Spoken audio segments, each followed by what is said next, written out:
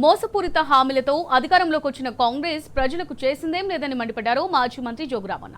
కేసీఆర్ నాయకత్వాన్ని జనమంతా కోరుకుంటున్నారని స్పష్టం చేశారు. రాష్ట్రంలో మళ్లీ ఎగిరేది గులాబీ జెండాయేనని ధీమా వ్యక్తం చేశారు. ఈ మేరకు ఆదిలాబాద్ లో బీఆర్ఎస్ లోకి చేరికలు వెల్లువెత్తాయి. వివిధ వర్గాలకు చెందిన జనం వందలాదిగా జోగురామన్న ఆధ్వర్యంలో గులాబీ కండువా కప్పుకున్నారు.